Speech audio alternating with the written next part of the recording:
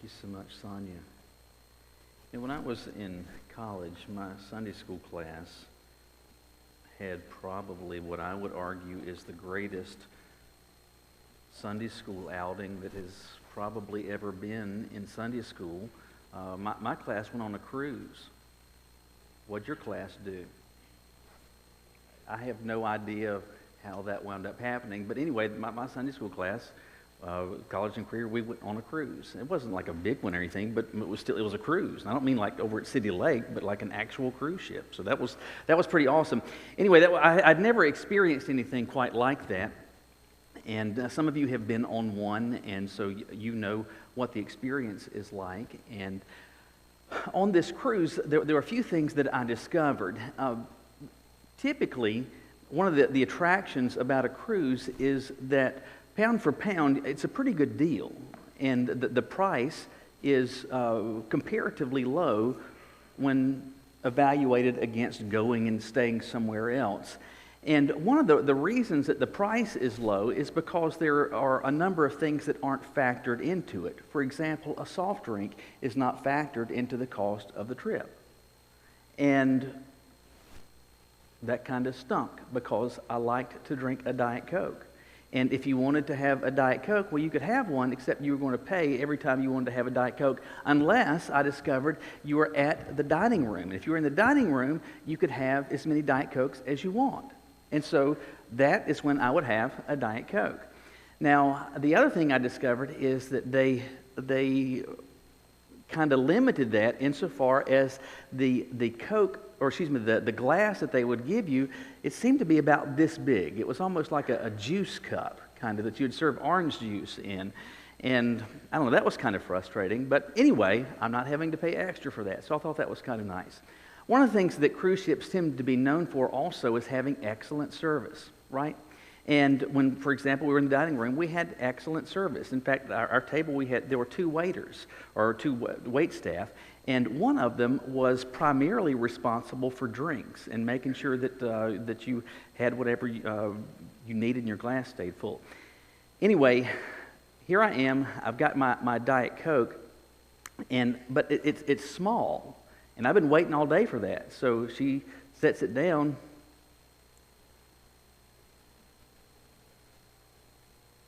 And they're very attentive, and I'm sitting here with this empty glass, and I'm waiting for this server, I'm waiting for this waitress to come back by to give me another Diet Coke, and it seems like I don't see her. And to this day, I remember her name was Anita. Anita was her name. I discovered by the second day what her last name was. Another drink. Anita, another drink. Anyway, her first name was Anita, though. I do remember that. Anyway, but it was so frustrating because they were so attentive, and when my glass was full, when I didn't actually need something, they were hovering like bees. I mean, just constantly there. But when my glass was empty, nobody's in sight. I mean, I'm certain you have experienced that before if you've been in a restaurant, but not just in a restaurant, but there are so many times in life where when you don't need something, help is readily available, right? In fact, sometimes it's almost as if you're getting pestered with assistance. But the moment that you actually need something, you're playing a game of Uno. All of a sudden, it's solitaire, and you're all by yourself. And it's not just that way so many times with respect to restaurant experience or going to Walmart or to whatever circumstance it is, but it's also so many times true with respect to our spiritual lives.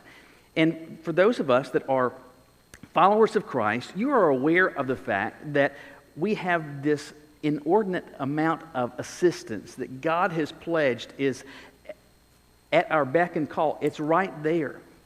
And there are so many times where we are reminded and it's reinforced all of these things that God has put at our disposal and all of this assistance that He has provided. And we know that and we're aware of that.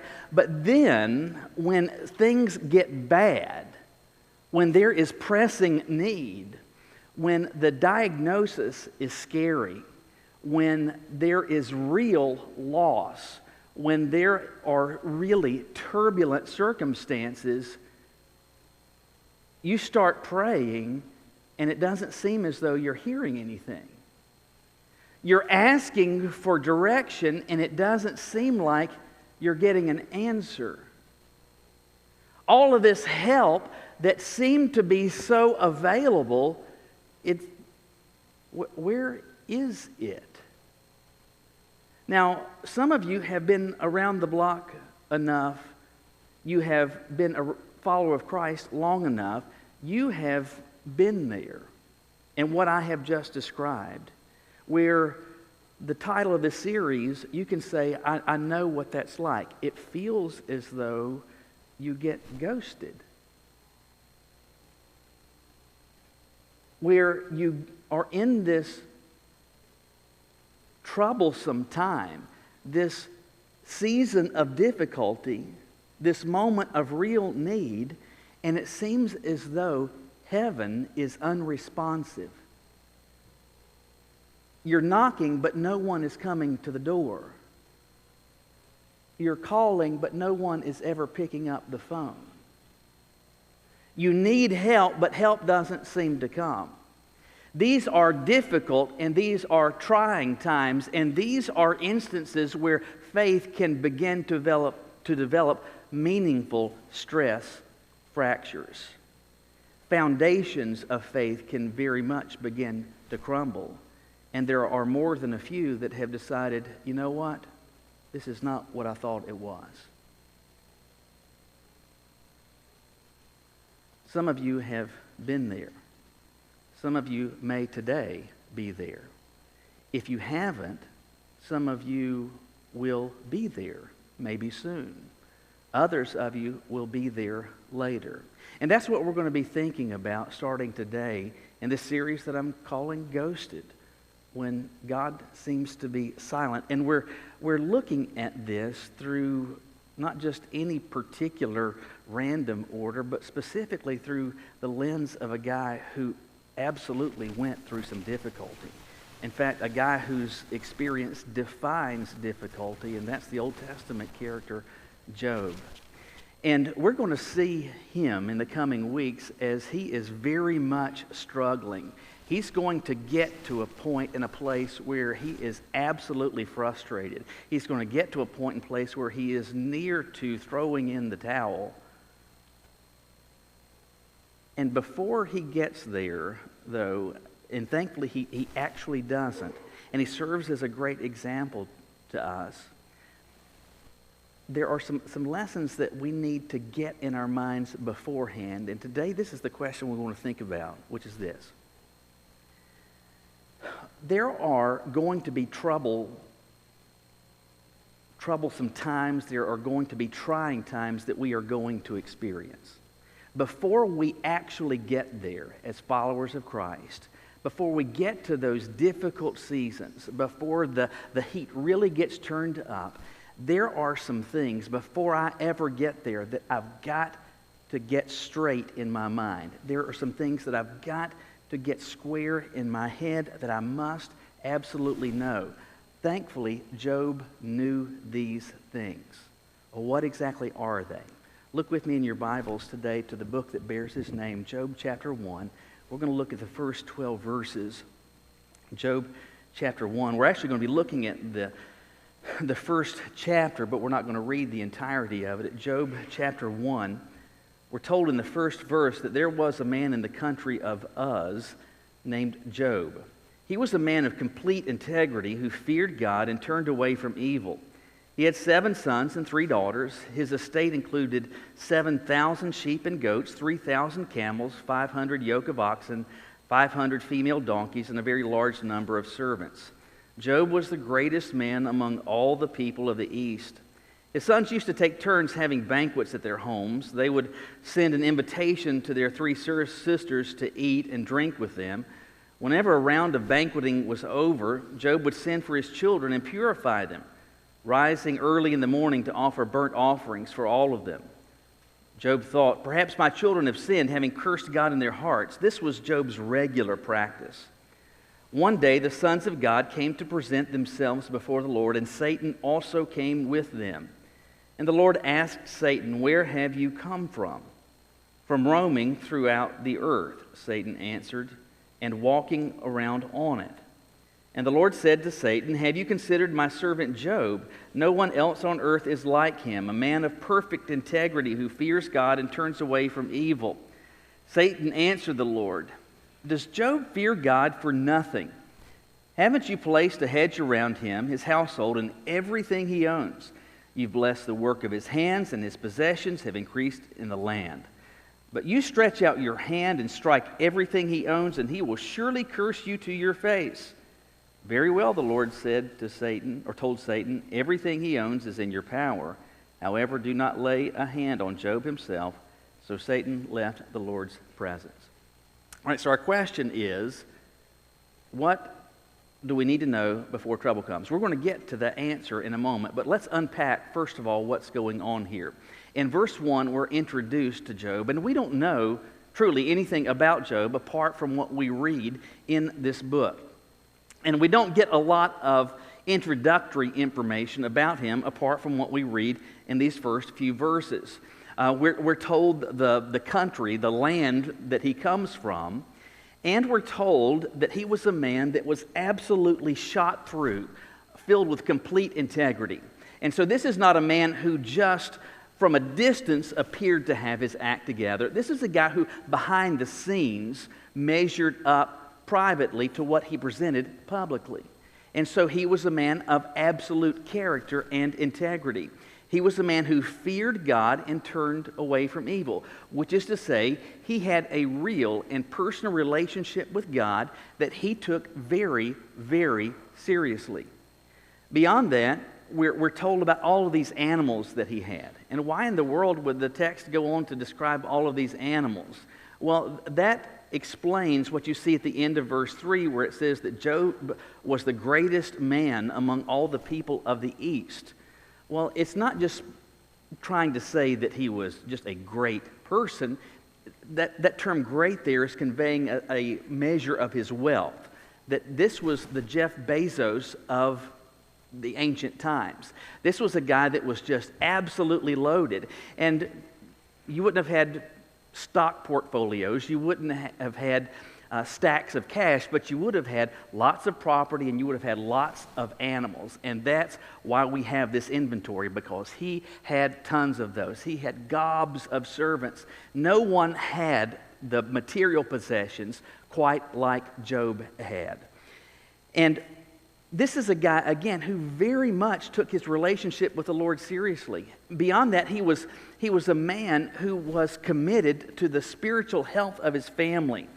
So much so that if his children gathered together just for just to have a meal together, and if there was a banquet, he would, once this was over, what he would do is that he would offer sacrifices on their behalf just in case somehow sin had been committed. I mean, this is a guy that was so serious about making sure that things were okay between he and the Lord, making sure that things were right between his family and the Lord.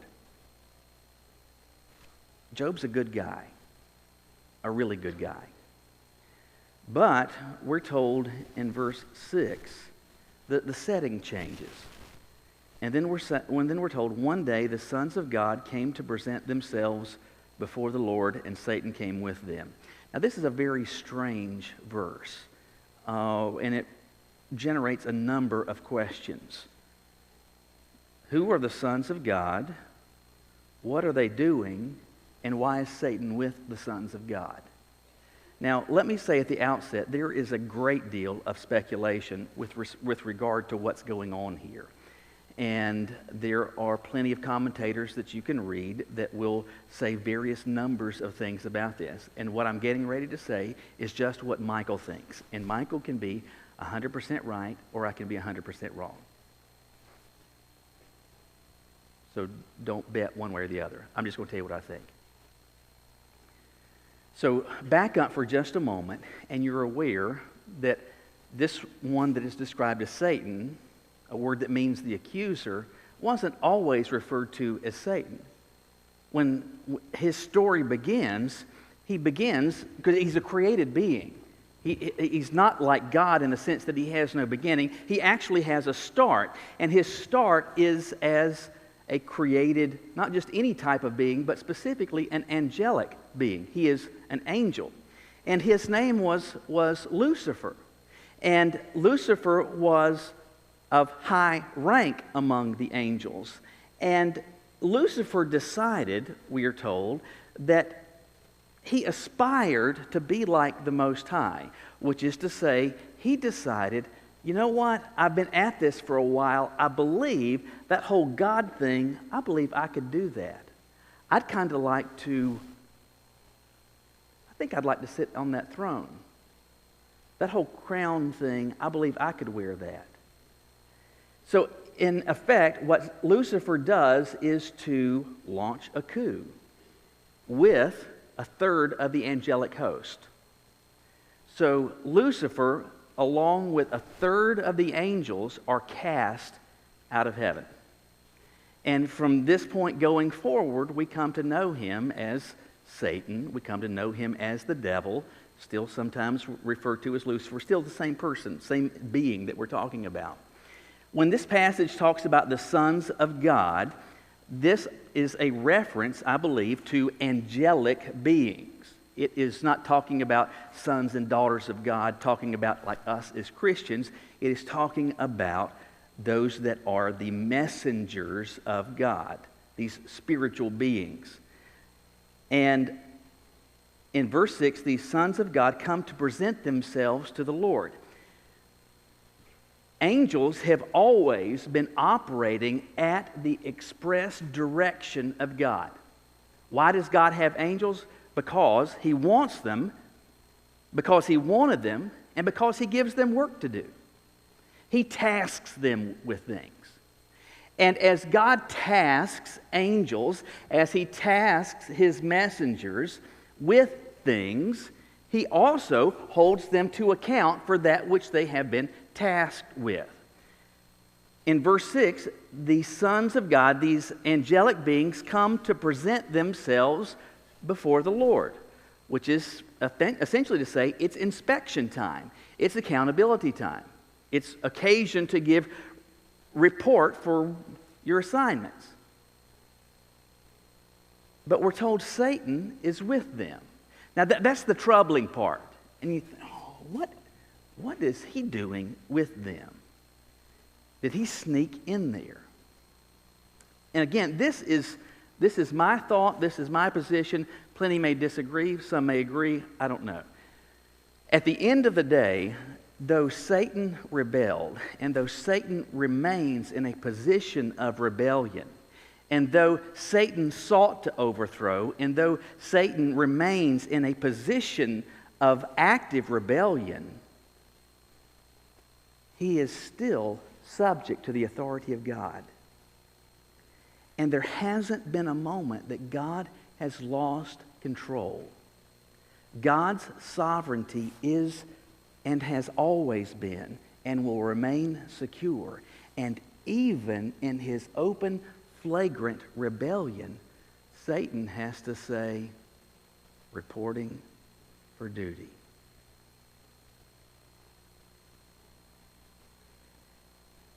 That, I believe, causes this verse to make sense. I believe it also underscores what Luther said when he said of the devil that Satan was and still is God's devil. He's still in charge. And so God says, where have you come from? It's time to give an account. And so Satan says, I have been roaming the earth. I have been roaming the earth. Walking around on it. And God says in verse 8, have you considered my servant Job? All right, so all of this sets up our question again. Before trouble comes. And at this point, trouble has not come to Job. It hasn't. And he serves for us as this wonderful example. He really does. He's not perfect, but he shows us an example of what it's like to go through difficulty and feel as though that you have been abandoned, and yet your faith not crumble. To come out on the other side stronger. But for that to happen, before trouble comes, there's some stuff you've got to be sure of. What do you need to know? Here's the first thing. You are in the Lord's army. Now, at this point, you may pause and think silently. I may never march in the infantry. All right, so some of you are thinking back to childhood, back to VBS, back to Kids Sunday School. This song that many of us learned about being in the Lord's army. But what exactly am I talking about? Where do we get this thought in this passage? Pay attention to what's going on here. When God says to Satan, he says, where have you come from? Notice what his response is. He says, I have come from roaming throughout the earth, walking on it. And then God says, have you considered my servant Job? Now, I'm not going to lie. I hope in a circumstance like this, God never mentions my name. I'm just going to be honest. But God mentions the name of Job. And about Job, God says, listen, there's nobody like him. There's no one like Job on earth. Of perfect integrity. I mean, he's not saying that he's perfect, not saying that he's sinless, but of unquestioned, unbroken, not checkered integrity. He fears me in the appropriate ways. He turns away from evil. He doesn't run towards sin. He heads in the opposite direction.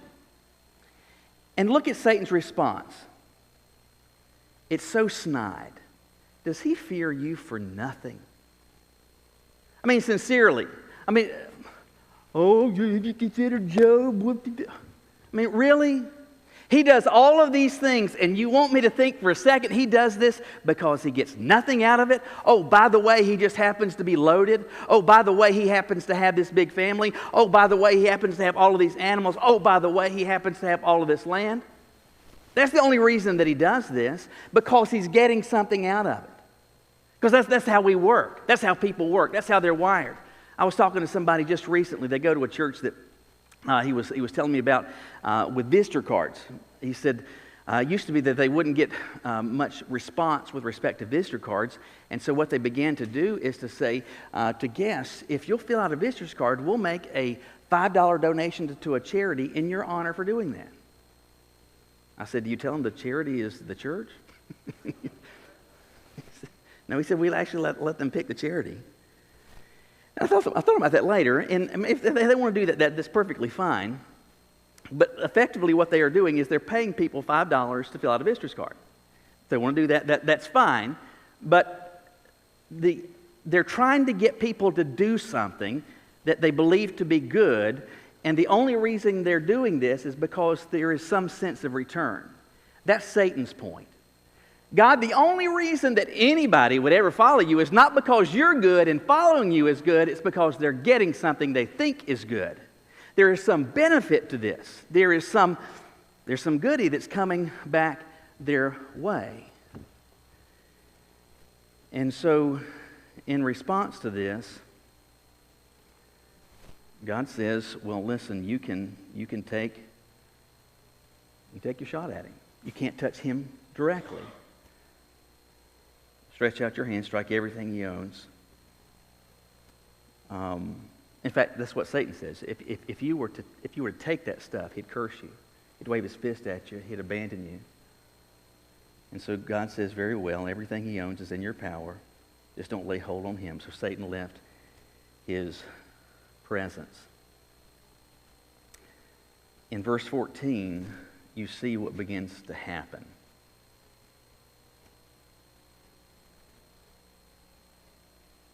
Job's children are all gathered, and a messenger comes to say, hey, while the oxen were plowing and the donkeys grazing, Sabaeans, which is essentially say if these foreign enemies came in and stole them, and they killed all those servants with the sword, and I'm the only one that escaped to be able to tell you what happened. As that guy is still speaking, another one says, fire from heaven, maybe lightning, came down, and all the sheep and the servants tending them, they're all gone. So far, it's been a bad day. But as that messenger is speaking, verse 17, another one says, the Chaldeans, so some of these Babylonians have come in and they formed 3 bands, made a raid on the camels, took them away, killed the servants, left only me to come and report. While he was still speaking, verse 18, hey, your sons and daughters are eating and drinking in the oldest brother's house. Suddenly a powerful wind swept in from the desert, maybe a tornado, struck the 4 corners of the house. It collapses on them so that they're all dead. So in a matter of minutes, Job hears, all your stuff, it's gone. Job, all your kids, they're dead.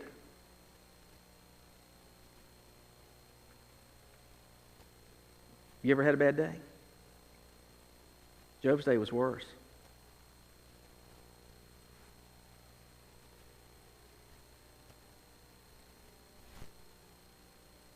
As bad as things were then, we're going to see next week that it gets even worse. But as bad as things were, Job's response in verse 20 is that he is a tangible demonstration of his grief. He tears his robe, he shaves his head, and he falls to the ground. And at first you would think he falls to the ground as a sign of his grief. But it says he fell to the ground and he worshiped. And he says to God, naked I came from my mother's womb, and naked I will leave this life. Put another way, I came into this world with nothing, I will leave with nothing. The Lord gives, the Lord takes away. Blessed, good is the name of the Lord. I came into this world with nothing. I'll leave with nothing. God gives, God takes away. And either way, God is still good. How in the world could you say something like that if, before the trouble comes, you know some stuff? One of which is, I am in the Lord's army. Job did not forget something that Satan never, ever loses sight of. When Satan says to the Lord that he's been roaming throughout the earth and walking on it, do you think it was to get his steps in?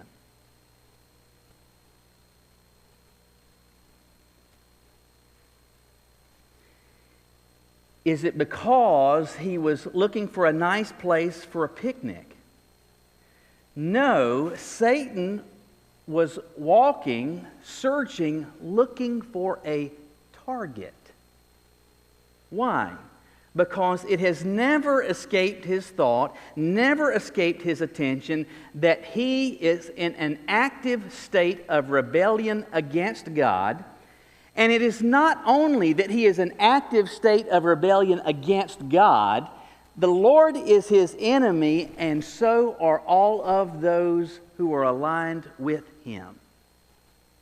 And Satan was looking for his next target. And that's why God suggests Job as a potential target.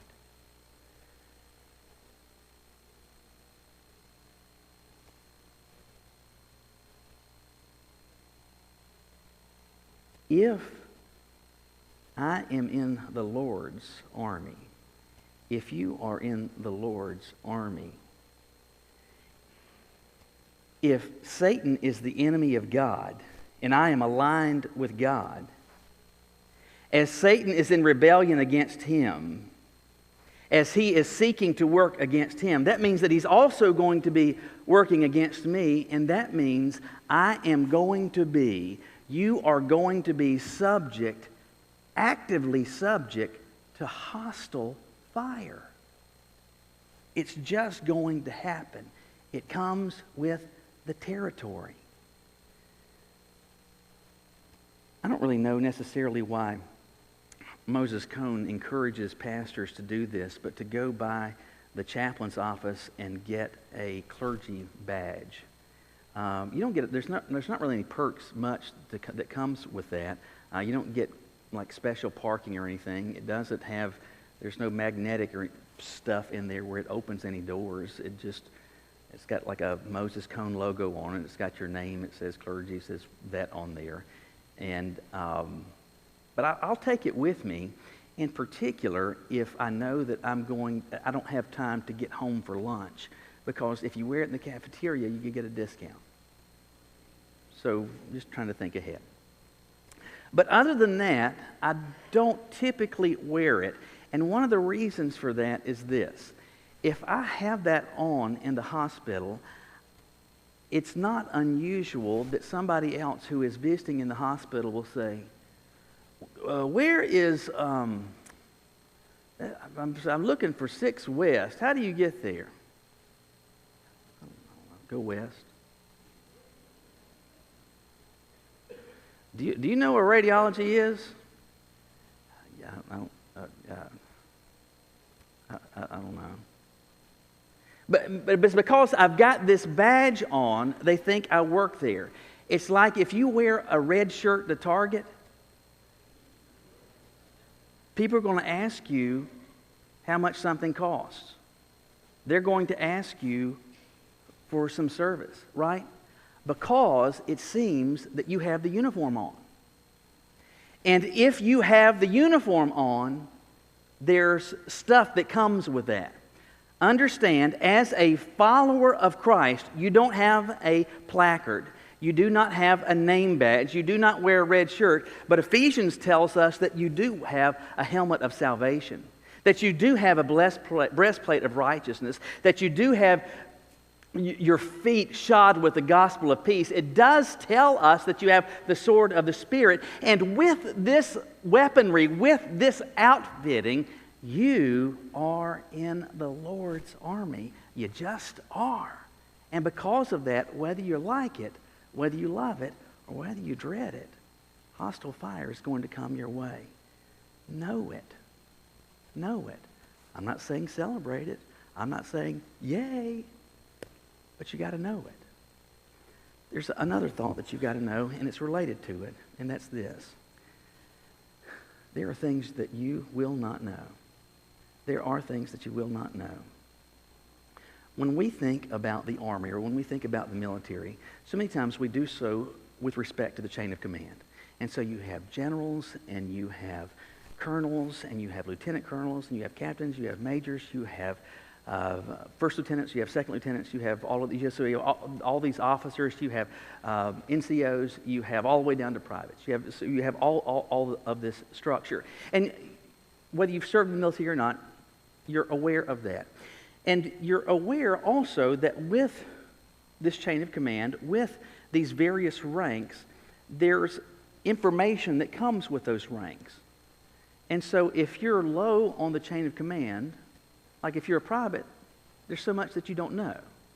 So for example, back during World War II, when the Allies finally were going to have the D-Day invasion and land on Normandy, that was a huge, huge secret. And so only those at the highest level of the chain of command knew exactly what was going to happen, how it was going to happen, who all was going to be involved, where the Americans, where the Canadians, where the British were going to be involved. But the guys that were actually going to be on those Higgins boats that were going to be landing They didn't know much of anything until it's actually happening, until landing ramps are going down and the machine gun fire is headed their way. Unfortunately, many times we will take that same imagery, that same concept, and apply it to spiritual things and arrive at this conclusion. Well, I have been a follower of Christ for decades. I am a mature, seasoned believer. I teach Sunday school. I have led many to faith in Christ. I have memorized many passages of Scripture. I have my name embossed on a very fine leather Bible. I have all of these things. I have accumulated so much knowledge, and I have very much matured as a believer. And so while there aren't stated ranks, mentally you may say, I have moved on up. I'm not at a private anymore. May not, have stars on my shoulders, but, rank-wise, I'm kind of up there. And because of that, it may very well be that you think that somehow God owes you an explanation when trouble comes. That when the doctor's report is bad, when the job is lost, when your back is against the wall, that you're calling out and saying, God, I need you to explain this. You owe me this. The thought is that He should be telling you something. Can I just tell you, at the end of the day, we're all privates? We just are. And He doesn't owe me, He doesn't owe you any information. And the truth is, there are so many things that you simply cannot know. Let me illustrate it this way. Over the years, I have taken tens and tens and tens of thousands of pictures, especially once digital imagery came along, because finally you didn't have to pay to see every picture that you took. And with all these kids, it's been wonderful to have digital cameras. I have those pictures, and then there have been instances where we have gone to get pictures taken. And I'm not going to lie, those are the most stressful moments of my life. And I think Caroline would say, that in our marital life, those have been the most stressful moments in our life. I like, if you go to get pictures taken with a stack of kids, they'll give you a carton of Newports with that. I mean, because it is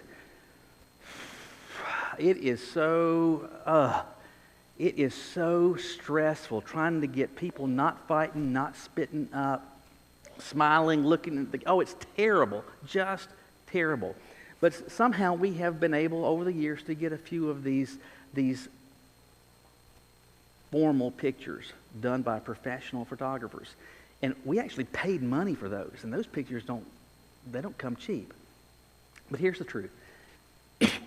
If I could have those pictures, or I could have the pictures that we just took, the candids, you know what I'd rather have?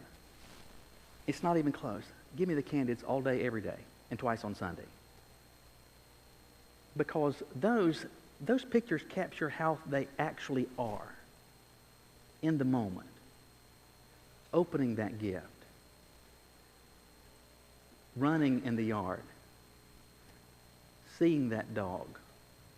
You're capturing life in the moment. I love those pictures. When you compare that to these others, it just is so staged. And when you have those staged pictures, and because you're in there and you're like this,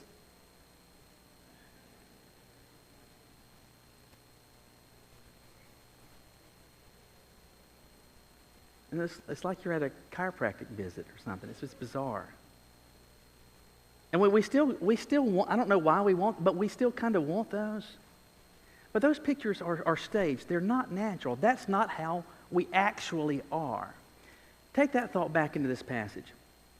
If God had let Job in on what was going on, if God had said, okay, Job, here's the deal. Satan is operating under the false notion that the only reason someone would ever serve me is because they're getting good stuff.